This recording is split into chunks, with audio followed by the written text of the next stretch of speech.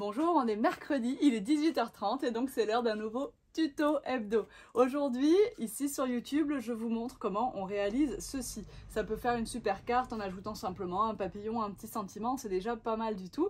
Je l'ai réalisé avec un tampon, un pochoir Paper Arty et des encres Distress, donc ça demande vraiment très peu de matériel.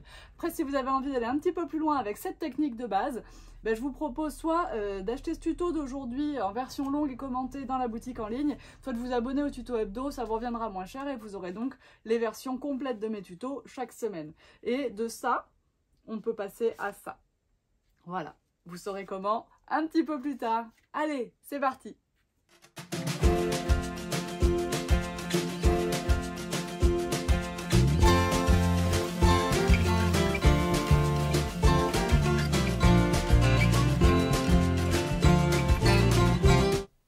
Allez, c'est parti pour notre tuto. Donc aujourd'hui, pour faire ce fond de carte, je choisis un papier Paint On et je choisis le papier naturel parce que je l'aime beaucoup, mais bien sûr un blanc, un bleu, puisqu'il y a le bleu jean et le vert de gris également dans cette marque, ça sera super également.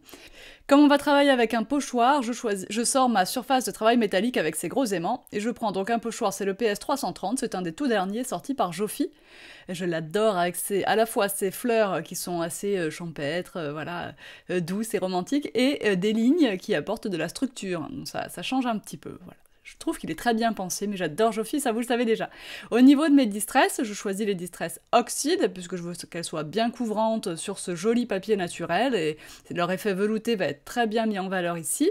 Et comme je suis à travers un pochoir, je préfère utiliser mon Blender Brush pour appliquer mes encres, c'est ce qui donne le meilleur résultat.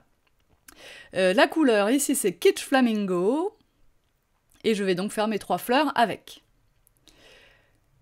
Ensuite, je choisis un doigt, un blender finger, je sais pas comment l'appeler, un blender doigt, bref. C'est la même chose que mes blender brushes, mais sous forme de doigt de mousse, sauf que c'est pas de la mousse, vous avez compris. Et là, je choisis la couleur Wild Honey et je fais tout ce qui est rond, donc toutes les petites bulles et aussi mes centres de fleurs. Alors dans la version longue de ce tuto, je vous montre comment on remplit intégralement le format A4, comment on arrive à imbriquer ce pochoir pour le répéter sans qu'on voit que ça a été répété.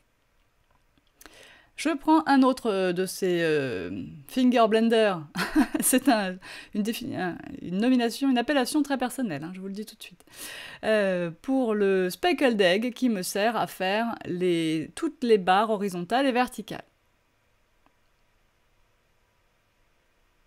Dans la version longue, j'ai également utilisé Evergreen Bow à un moment.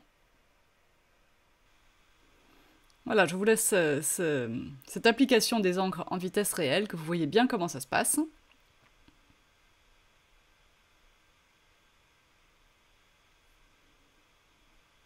Bien sûr, on peut faire se chevaucher un peu les couleurs les unes sur les autres, ça sera très joli et ça fait vraiment un dégradé très naturellement avec ces petits blenders là, c'est super chouette. Et hop, tadam!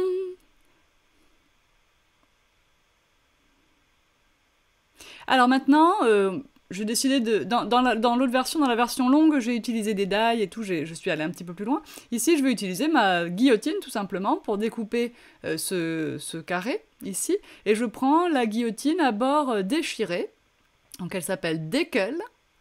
Et bien sûr, comme d'habitude, je vous remets tous les liens dans l'article qui correspond à ce tuto sur le blog.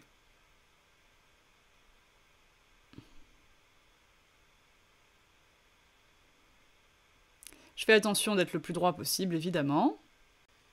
Puis, je retravaille avec mes encres Distress comme d'habitude, donc Rusty Hinge avec mon Blender Brush d'abord, et Ground Espresso avec l'applicateur pour faire vraiment le bord. Ensuite, je vais vous montrer, mais vous pouvez poser un petit papillon, un petit sentiment, voilà, et la carte est tout de suite faite. J'ajoute un double cadre avec un petit feutre noir fin, donc c'est un feutre Pitt, n'importe quel feutre noir fin fera très bien l'affaire pour cette étape.